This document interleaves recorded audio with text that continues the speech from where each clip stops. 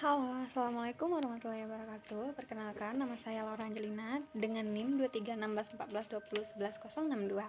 Nah, di sini saya akan menjelaskan 3 materi untuk melengkapi tugas UTS saya.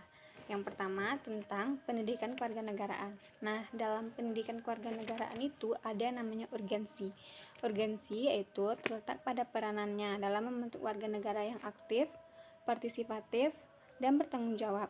Melalui pendidikan kewarganegaraan, individu dipersiapkan untuk memahami sistem politik, hak dan kewajiban bagi warga negara, serta nilai-nilai dan keadilan.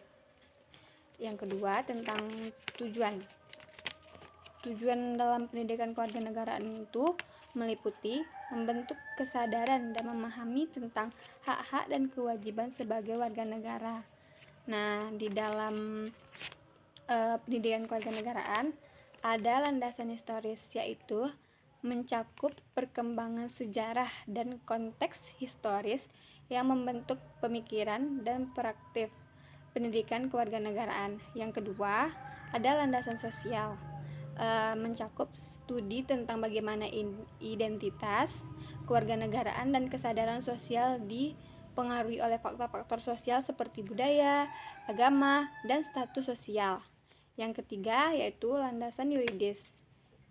Landasan yuridis ini mencakup kepada kerangka hukum, mengatur hak dan kewajiban warga negara, serta peran pendidik dalam mempengaruhi persyaratan hukum. Nah, ada juga dinamika dan tantangan.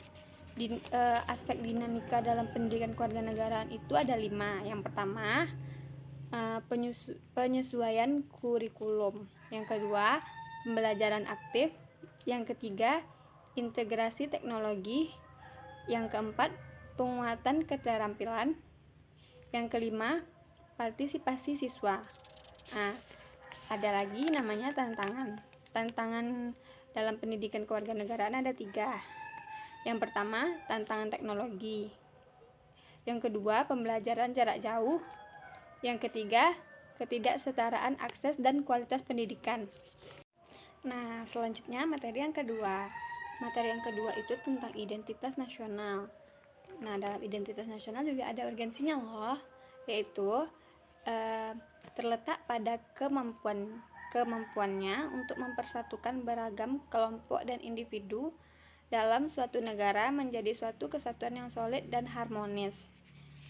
Tujuannya yaitu 1.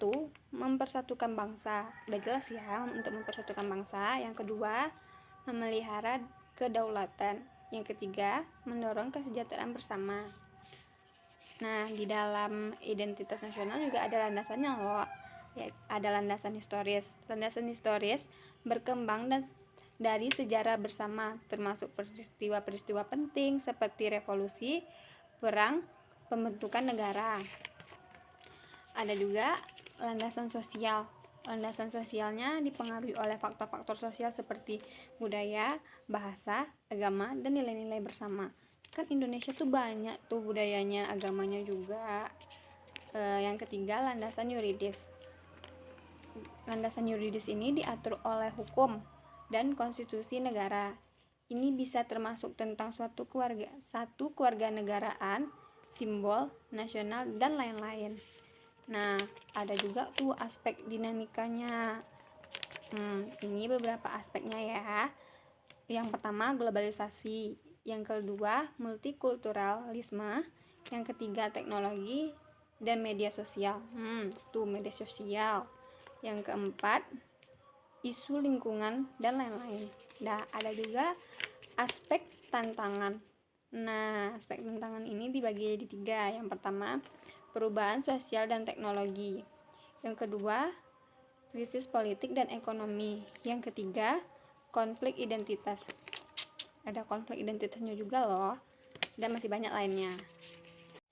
Nah, materi yang ketiga lagi nih. Materi yang ketiga ini kita tentang integrasi nasional.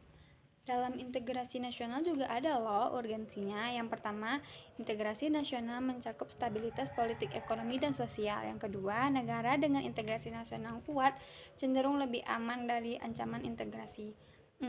Negara kita juga nggak ya? Nah, ada jenisnya: integrasi politik, integrasi ekonomi, dan integrasi sosial. Ada juga landasan historis, meliputi sejarah terbentuknya negara, perjuangan nasional, dan bentuk identitas kolektif. Apa ya identitas kolektifnya Indonesia?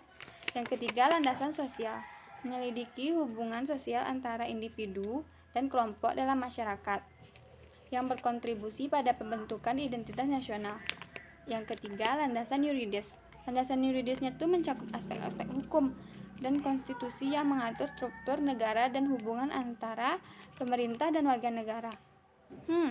Berarti setiap landasan yuridis pasti dengan hukum landasannya kan? Nah, ada juga dinamikanya. Dinamikanya itu salah satunya contoh tentang dinamika politik, yaitu polarisasi politik dan keterangan antar partai dapat mempengaruhi stabilitas politik dan integrasi nasional. Yang kemarin baru-baru coblos nih, pasti tahu tuh ada partai yang berseteru. Yang ketiga, tantangan. Tantangannya itu berupa konflik identitas. Konflik antar kelompok berdasarkan identitas etnis, agama, budaya dapat melemahkan integrasi nasional. Seperti Indonesia ya, tapi enggak juga sih.